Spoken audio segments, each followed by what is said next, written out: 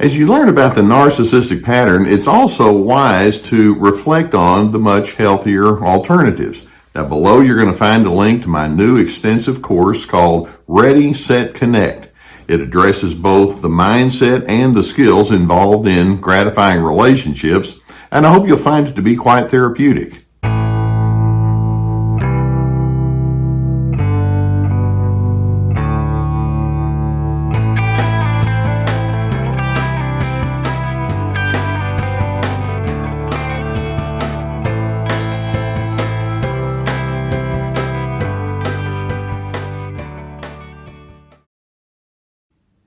I want to discuss with you today a topic that's about as large as any topic that I could possibly pick, and that is, what would it take if we wanted to just completely wipe out the problem of narcissism? How would we get there?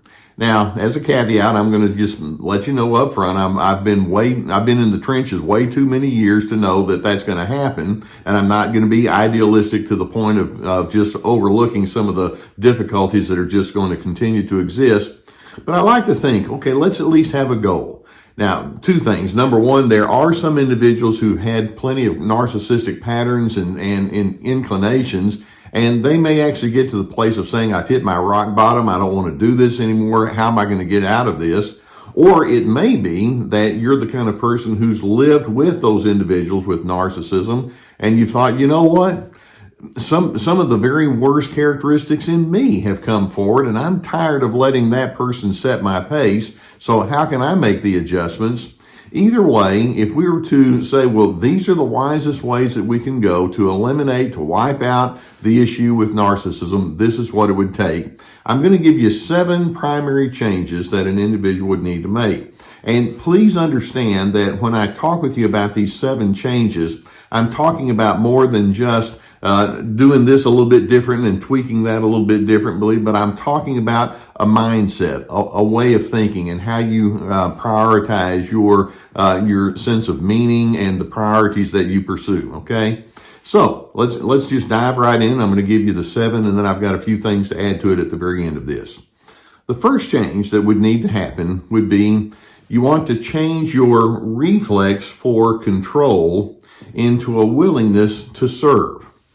One of the primary ingredients of narcissism is the need to be in control. The narcissist is so self-impressed and so full of oneself that it's like, you know what? You need me to tell you what to do. What would be the possibility, though, to think, maybe I don't need to go in that path. Maybe I need to start with the question that says, who are you? And what are your needs? And how might I be a positive presence in your life? And then taking it a little bit further, I want you to know that when you're in my presence, I don't have this need to control you. I want you to have the freedom to be who you are. Let's see if we can engage with one another with that kind of thinking and process. And I just don't want or need to feel like I have to control anything and everything about you and whatever comes from you and whatever emanates from you.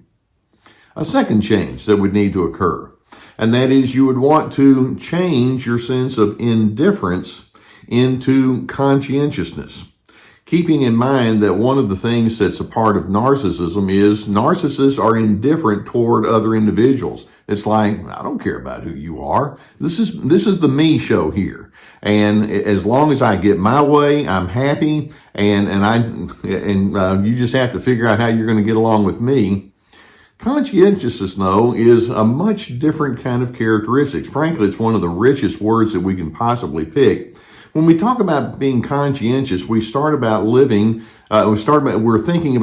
with a sense of harmonization in mind. I want to learn how to blend well with you. This isn't all about me. This is about an us, and how do we create a sense of us? And so when you go into your conscientiousness, it means you want to be known as a reliable person, someone who has courtesy, someone who's tuned in, you have a curiosity about other individuals, you like being helpful.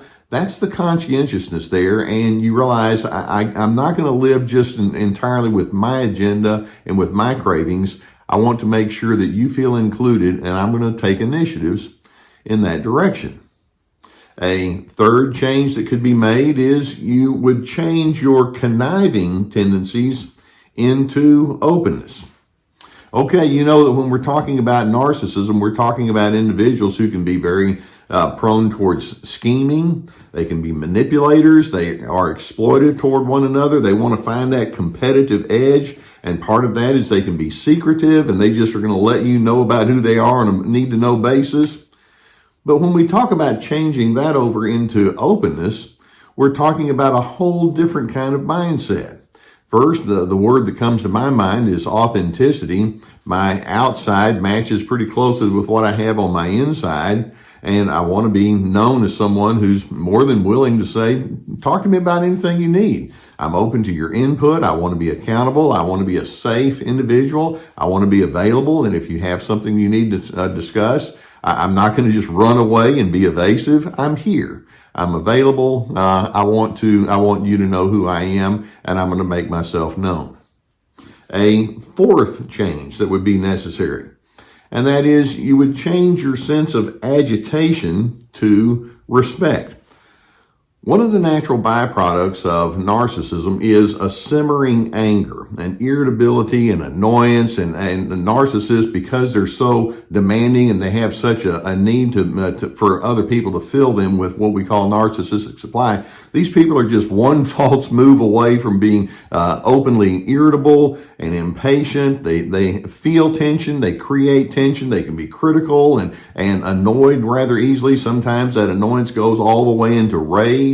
Sometimes they just hold grudges. That's what I mean when I say they have an agitation. But instead, we need to say, well, what I'd like to do is I want to prioritize respect. And it doesn't mean that you don't feel angry, but in the midst of anger, you would maintain a sense of dignity toward one another. I'm not so naive as to say that we're going to all harmonize and agree on everything, but in the midst of our disagreements, we can be constructive with one another. And we can speak in such a way that acknowledges another person's humanity in a healthy kind of way, and you continue to see the value in another person as opposed to thinking, you need to be what I tell you to be, and then we're going to talk about me being courteous. No, respect is something that you offer simply because it's in you to do so. A fifth change that would be made is you would change your binary thinking into analytical thinking. When we talk about binary, we're talking about people who are all very black and white. They're very inclined toward authoritarianism. You're supposed to fit inside my grooves. They have what I refer to as imperative thinking. You better, you must, you have to. But the analytical thinker says, you know what, maybe life isn't quite that simplistic. And they can be very pensive in the way that they approach. They like seeking nuance. I know that I feel certain ways, but I know you've had certain influences that I've not had. What are they, and how might I know you in a much full and deeper way? And you allow for distinctions in other individuals. When we talk about having analytical thinking, it means that you seek wisdom and then you want to apply wisdom. You're intentional with that. A sixth change would be you would change your judgmental thinking to descriptive thinking. The judgmental person is constantly figuring out, okay, did you measure up with me today? What kind of grade am I going to give you? Are you correct? Are you incorrect? And of course, this leads to them shaming and being very belittling toward other individuals. You other people, well, if you're not the same as me, then you're out of the club. And so you have an exclusivity. You're hard to please. Relationships become transactional. That's what happens with the judgmental side. When we talk about being descriptive, we slow down. It's like, you know what? This isn't a competition and it's not my prerogative to judge you. And so you take time to notice, well, I know you have emotions. What are those about? Let's talk. And what is your motive? And what is your history? And what is your backstory? And how does that fit in? And the descriptive person takes time to focus on the process as opposed to the hard requirements that must be maintained. And then a seventh part of the change process so that we can wipe out narcissism would be you would change your disdain for goodness into integrity. Frankly, narcissists will play with the rules. They'll play with right versus wrong. They play with morality, and it's whatever they need it to be today. All I want is what I want, and if I get that, then I'm totally satisfied. The end justifies the means, and they're not known as being responsible in relationships. But when you focus on integrity, you focus first and foremost on the notion that says we're here to love one another. We're here to show honor to one another. I want to be someone who spreads encouragement. Civility is a part of who I am. It's thought out. So those would be my 7 changes. Now, again, I know that it's idealistic. It's very lofty for me to say this. But if we were to truly wipe out narcissism, these 7 changes would get us way, way down the road toward that. Now, taking it one step further, I have a few questions for a person as they ponder these 7 changes that I've just mentioned. And by the way, I have an article that's on my website that's going to correspond with this video, so you can have it in written form too. The question is, as you're pondering the possibility of change, are you in enough pain to do the work? When I say that, it's like pain is one of the best motivators. It hurts when I know that I'm hurting other individuals. Can you take that pain and turn it into resolve, which then leads to my next question, and that is, do you have the resolve to do the work that would be necessary? And by that, I mean, I'm hoping that as you think about making some changes, it's more than just saying, yeah, I think that'd be a good idea. But instead, it's something that says, no, I'm committed to it. All the way, I want to be a better person, and this is what I'm committed to. And then that leads to another question, and that is, when you talk about change, is that what someone else insisted for you? Or is this coming from your interior? Is this something that you have ownership of? Then likewise, I would also ask you, as you make these changes, are you willing to receive coaching? Or are you willing to receive insight or directives or accountability from other individuals? That would be most necessary. You want to make sure that other people are in the loop with you. And then, where possible, would you be willing to make restitution with other individuals, clearing the slate from wrongs that have happened in the past? And then, most of all, and I mentioned this just a minute ago, are you focused on character? Not just external things, but changing things all the way down at the heart level of who you are. Making changes, making adjustments requires work. And I'm going to go ahead and fill you in on one other thought, and that is, it's not something you can expect to be done, in 2 weeks or 6 months or a year. It would be work that you would continue until the day that you die. And you know what else? And you would be glad to be on that process and on that journey. It would be something that you would take great joy in. Now, like I say, I know that's a whole lot. You may need to go back and look at this again. Like I say, I've got an article that's going to highlight these things. I really hope that this inspires you and gives you something to focus on. If you've not already hit our subscribe button, I would encourage you to do so, and we're going to have more videos coming towards you. Watch them on a cumulative basis, because that's what growth is all about. If you have a need for therapy, and I know there are times when you need to unpack this with someone that you trust, we've been sponsored for years by the people at BetterHelp.com. It's an online therapy resource. It's very affordable, it's accessible, it's effective. And so if you have the need to sift this out, please go through the link that we have below. You get a 10% discount on the first month and get the help that you would need and deserve. In addition, I've put together courses. And these courses will address some of the things that we were talking about.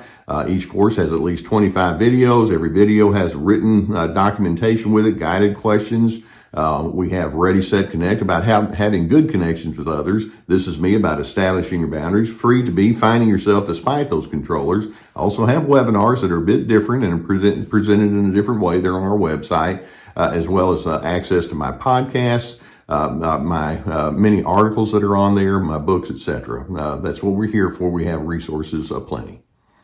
Okay, so can change happen? The answer is yes. Is it easy? The answer is no. Will all people take me up on this? The answer is no, but I'm hoping that this is something that you can dedicate yourself to. And we can't wipe out narcissism altogether, but we can certainly make some great strides toward that. I hope that you join me in the effort. This is something, if I'm going to preach this, I need to practice it myself. This is something I'm working on personally, and I hope that you work on it with me. That's what we're team healthy together.